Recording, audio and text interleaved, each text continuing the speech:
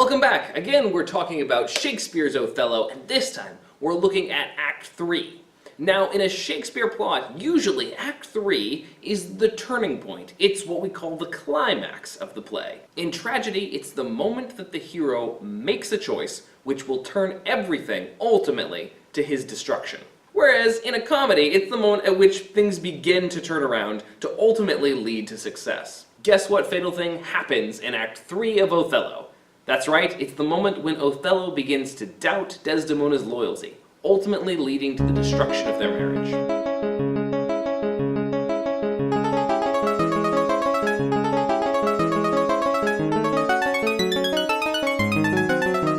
Act 3 opens with one of the very few jokes in Othello. There's a servant, Clown, who makes a few jokes with some of the characters. This play is, again, one of Shakespeare's most remarkably intense and least funny plays, and the one or two jokes are so quickly passed over that we hardly notice them. And we move into the next stage of Iago's scheme. Cassio is going to Desdemona to ask for help, and Iago's there to help out as well. Iago gets Emilia, his wife, who's also working for Desdemona, to help make the connection between Cassio and Desdemona. Iago leaves and moves to draw Othello into the right position. Desdemona promises Cassio to do everything she can. Desdemona desires them to be reconciled because she loves her husband and she sees that he and Cassio are close friends. "You do love my lord, and you have known him long, and be you well assured he shall in strangeness stand no farther off than in politic distance." As Cassio still is afraid, Desdemona makes every assurance that she's going to do everything she can. She says, "Assure thee, if I do vow of friendship, I'll perform it to the last article. My lord shall never rest. I'll watch him tame and talk him out of patience. His bed shall seem a school, his board a shrift. I'll intermingle everything he does with Cassio's suit. Therefore be merry, Cassio, for thy solicitor shall rather die than give thee cause away." So Desdemona promises to pester Othello until he agrees, which would be fine, except for that's exactly what Iago's hoping. The more Desdemona brings up Cassio, the more Iago's plan will work. In fact, speak of the devil, here comes Iago and Othello. Cassio, seeing Othello and not wanting to speak to him yet, retreats. Iago notices and nudges Othello, saying, "Ha, I like not that." He acts like it was just a passing comment and keeps trying to brush it off, but then he keeps saying things that act like he's suspicious about something. Surely that wasn't Cassio. I cannot think it, that he would steal away so guilty-like, seeing you coming. Desdemona walks up and says, "Oh, I've just been talking to Cassio." And she urges Othello to see Cassio again as soon as possible. Othello is hesitant, but he's won over by her persistence. Othello ends by saying, "Prithee no more, let him come when he will, I will deny thee nothing." And she replies, "Why, this is not a boon. 'Tis as I should entreat you wearing your gloves, or feed on nourishing dishes, or keep you warm, or sue to yourself to do a peculiar profit to your own person. Nay, when I have a suit wherein I mean to touch your love indeed, it shall be full of poise and difficult weight, and fearful to be granted." Othello says, "I will deny thee nothing, whereon I do beseech thee grant me this, to leave me but a little to myself." How sweet, he'd do anything for her. And as Desdemona skips off, Othello says, "Excellent wretch, perdition catch my soul, but I do love thee, and when I love thee not, chaos is come again." Another line that's commonly noted because of the ominousness that it sets up. Othello loves her so much that the thought of being without her is chaos. And he mentions the idea of perdition or damnation if he should ever lose her. It's odd that he should think of losing her when she seems so close to him. It's said as a passing expression, but it also seems to indicate some sense of uncertainty in Othello. Iago pokes at it hard. Iago keeps asking awkward questions like, "I didn't know that Cassio knew Desdemona?" And when Othello says, "Oh yes, and went with us very oft," and Iago says, "Indeed." And it's the way that he says it that catches Othello off guard. So Iago's not really saying anything bad, but he's raising eyebrows at all the appropriate places to make Othello uncomfortable. "Discernest thou aught in that?" says Othello. "Is he not honest?" And any time that Othello tries to pin Iago down to an answer, Iago just does a little dance step around it, acting like he doesn't want to answer, and only driving more and more confusion into Othello. Othello says, "What dost thou think?" And Iago says, "Think, my lord?" Othello says, "Think, my lord? By heaven, he echoes me, as if there is some monster in his thought too hideous to be shown. Thou dost mean something. I heard thee say, even now, thou likest not that, when Cassio left my wife. What didst not like? And when I told thee he was of my counsel in my whole course of wooing, thou criedst, Indeed? And did contract and purse thy brow together, as if thou hadst shut up thy brain some horrible conceit? If thou dost love me, show me thy thought. And Iago says, My lord, you know I love you. And Othello continues, I think thou dost, and for I know thou art full of love and honesty. Shh. And waste thy words before thou givest them breath. Therefore these stops of thine fright me the more. For such things in a false disloyal knave are tricks of custom. But a man that's just, they are close dilations, working from the heart that passion cannot rule. So you'd expect a knave to make these kind of linguistic tricks, but a man who truly loves you and is truly honest will use these kinds of signs to teach you the truth. Now, which one is Iago? Well, Othello has been trusting Iago from the first, and thinking so highly of Iago, in spite of the fact that he passed him over for promotion. Let's face it, he's known Cassio a really long time, so he trusts Cassio more. But Iago has his full trust. Heavy dramatic irony on the fact that exactly what Othello is describing a knave would do is what Iago is doing. We know what kind of person Iago is because he keeps telling us, but Othello doesn't. Othello cannot see it. In fact, Iago, as a ploy against Cassio here, says men should be what they seem, as though Cassio is the one who's duplicitous. And Iago's saying, I just sometimes have these bad thoughts. I sometimes just think bad things. Just don't listen to me. Really, it's probably nothing. Maybe. In the midst of this, Iago talks about his good name. Good name in man and woman, dear my lord, is the immediate jewel of their souls. Who steals my purse, steals trash, 'tis something, nothing, 'tis mine, 'tis his, has been a slave of thousands. But he that filches from me my good name robs me of that which not enriches him, and makes me poor indeed. What a contrast to the way he was talking to Cassio earlier, saying, reputation, schmeputation, who cares about your reputation? You'll be fine. Iago is whatever he needs to be in front of each person. Iago plants these doubts in Othello that maybe Cassio's up to something, maybe Desdemona's being a little bit too close to Cassio. And at the same time, Iago is also cautioning him against jealousy, saying, Oh, beware, my lord, of jealousy. It is a green-eyed monster which should mock the meat it feeds on. The cuckold lives in bliss, who, certain of his fate, loves not his wronger. Oh, you'll be so much more miserable if you knew. So although he doesn't provide any evidence, he places all of these doubts. And it's the way he says it. It's the way he always says it, as if he's trying to avoid saying it, that causes Othello the most discomfort. And Othello is frustrated with these new thoughts of jealousy and doesn't know what to do with them. After all, it's probably nothing. 'Tis not to make me jealous to say my wife is fair, feeds well, loves company, is free of speech, sings, plays, and dances well. Where virtue is, these are more virtuous. Nor, from mine own weak merits, will I draw the smallest fear or doubt of her revolt, for she had eyes, and chose me. No, Iago, I'll see before I doubt, and when I doubt prove, and on the proof there is no more but this, away at once with love or jealousy. Othello is certain of her faithfulness because, after all, she had eyes and she chose him. He even points out the strangeness of her choice. And that's maybe what's been lurking under all of his little niggling doubts along the way. He is, to some extent, accepting all of these voices that we've been hearing from Venice. That it is unnatural, that it is awful, that it is bestial that she would choose a man like him. And as soon as he says, I'm certain it couldn't be so. And even if I did have some doubt, I would want proof first. Iago says, oh, phew, thank goodness, then I can really speak my mind. Therefore, as I am bound, receive it from me. I speak not yet of proof. Look to your wife, observe her well with Cassio, wear your eye thus, not jealous nor secure. I would not have your free and noble nature out of self-bounty be abused. Look to it. I know our country disposition well. In Venice, they do let heaven see the pranks they dare not show their husbands. The best conscience is not to leave 't undone, but to keep 't unknown. And Othello's like, really? And Iago says, she did deceive her father, marrying you, and when she seemed to shake in fear your looks, she loved them most. She that so young could give out such a seeming to seal her father's eyes up close as oak. He thought 'twas witchcraft. But I am much to blame. I humbly do beseech you of your pardon for too much loving you. And the more shaky Othello feels, the more Iago keeps dancing around it. I'm not really trying to make you feel bad about this. I hope you don't feel bad. I'm just, have to get this off my chest. Iago finally says, aye, there's the point, as, to be bold with you, not to affect many proposed matches of her own clime, complexion. and degree, whereto we see in all things nature tends. One may smell in such a will most rank, foul disproportion, thoughts unnatural.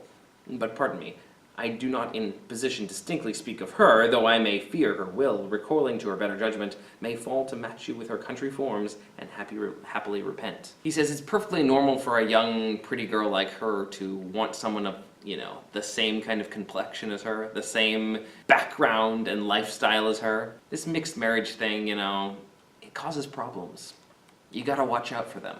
And because of the way Iago's talked, as Iago walks away, Othello says, "Why did I marry? This honest creature doubtless sees and knows much more than he unfolds." And here we get one of the rare moments when Othello gets a soliloquy. We're almost always in Iago's head, and it's not until Othello's pretty tainted that we actually see his mind. "This fellow's of exceeding honesty, and knows all qualities, with a learned spirit of human dealings. Haply, for I am black, and have not those soft parts of conversation that chamberers have.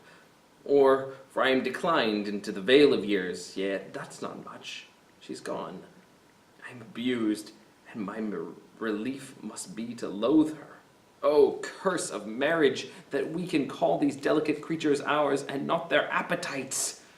I had rather be a toad, and live upon the vapor of a dungeon, than keep a corner in the thing I love for others' uses." So notice how very much Iago's accusations are already sinking in. The thought of Desdemona cheating on him is already tearing Othello's heart up, even though he has no proof whatsoever. And he returns to the fact that he is black and that he is older than her. Both of those things have been pointed out to him again and again and again. Now, when he could be the big war hero and watched as Desdemona was in awe of that, he felt secure in her love. But when he listens to all the voices around him that tell him that this kind of marriage can't work, he's too ready to doubt her. Is it really her he's doubting, or is it himself? But as Desdemona comes, he says, "If she be false, oh then heaven mocks itself. I'll not believe it." And because he seems so worked up, she asks him how he is. He says he has a headache, and so she takes out her handkerchief to bind his head and try to help his headache. But Othello, upset, pushes the handkerchief away. In fact, the stage direction reads, he pushes it away and it drops. I think it's extremely important to notice that it's Othello that causes this handkerchief to drop. It's not Desdemona. Much ado will be made of this handkerchief later on. Emilia,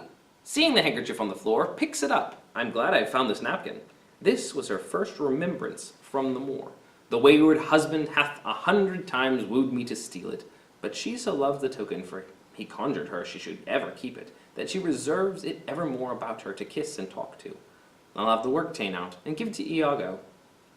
What he will do with it, heaven knows, not I.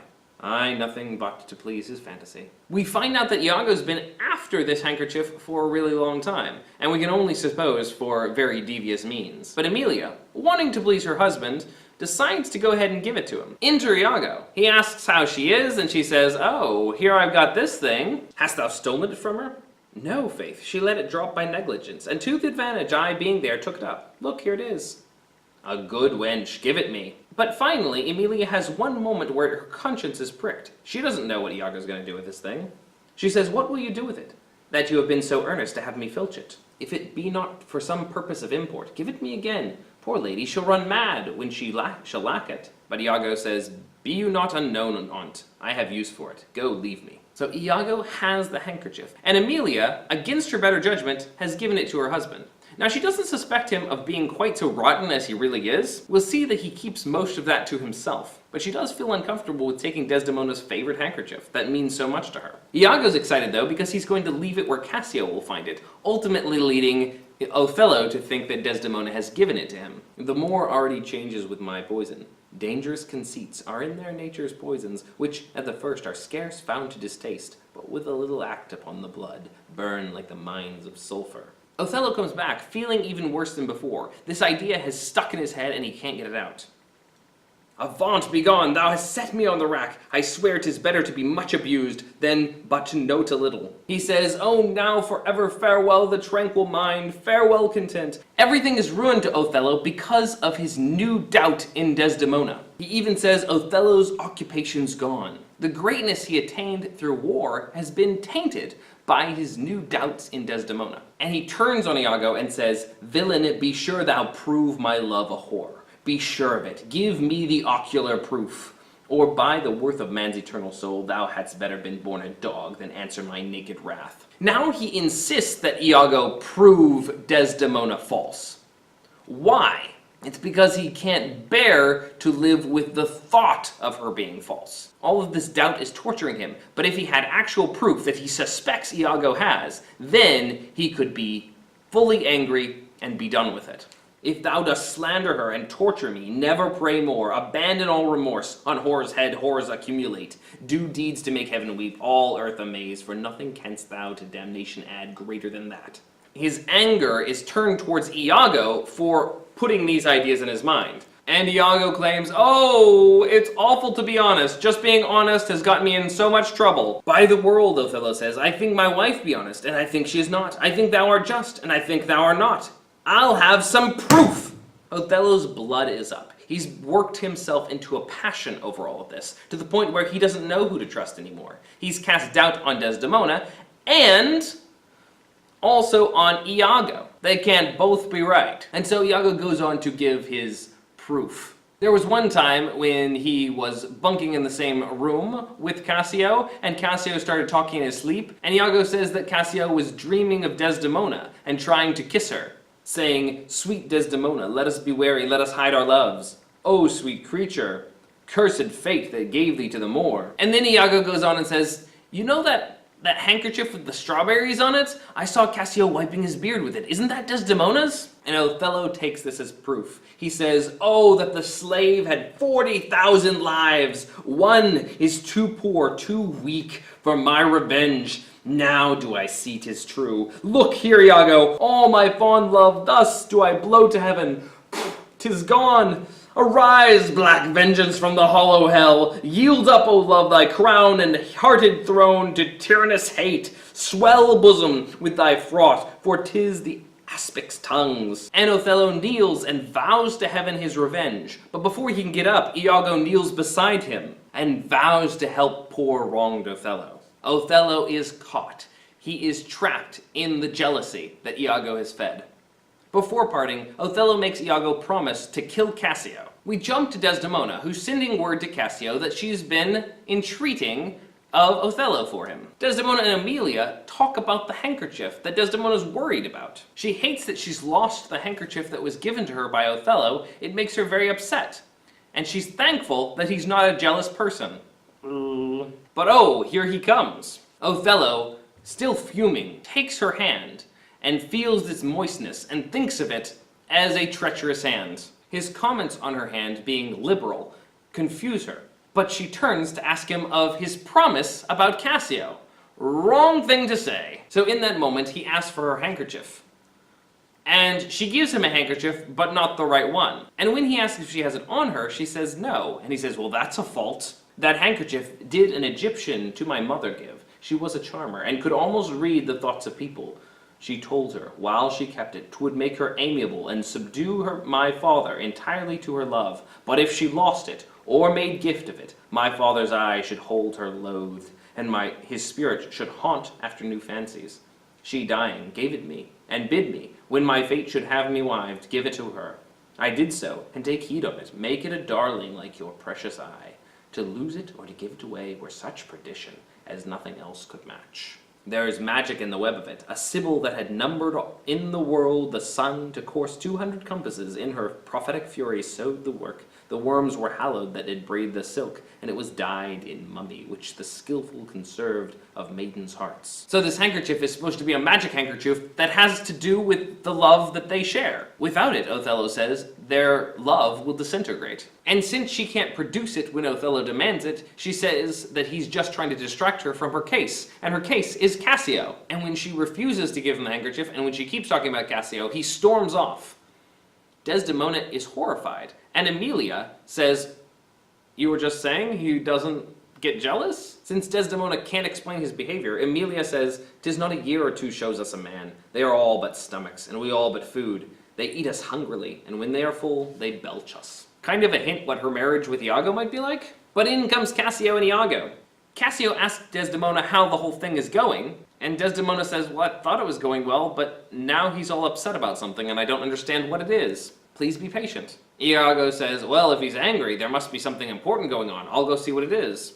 And Desdemona begins to think maybe something political is happening, maybe something's happening with the war that she doesn't know about, and that's bothering Othello, and he's just sort of taking it out. She turns to Emilia and says, beshrew me much, Emilia, I was, unhandsome warrior that I am, arranging his unkindness with my soul, but now I find I had suborned the witness, and he's indicted falsely. She excuses him and his behavior because she believes it must be for some other reason. And she calls herself an unhandsome warrior, related back to the comment he made earlier of her being his warrior. Emilia hopes it's not anything about Desdemona, even though Desdemona says, I never gave him cause to be jealous. Emilia says, but jealous souls will not be answered so. They are not ever jealous for the cause, but jealous for they are jealous. 'Tis a monster begot upon itself, born on itself. And we see the root of Othello's flaw here is something that comes from inside of himself. Although it's Iago stirring it up, Othello's own self-doubt is turning him to a jealous monster. Heaven keep that monster from Othello's mind, says Desdemona. We close the act with a conversation between Cassio and Bianca. Bianca is Cassio's mistress, and she dearly loves him. But Cassio, being sad after his demotion, has not gone to see her in a while. But he makes her a gift of the handkerchief that he found in his room and asks her to copy the pattern. And so ends Act 3, with the handkerchief in quite the wrong hands. Next time we'll look at Act 4, as the implications of Othello's jealousy begin to come out. How will Iago continue to feed his plans? What will happen to our heroes? We will find out next time. Thanks for watching! You can click on my icon to subscribe, or you can click on one of the other videos. I will see you next time.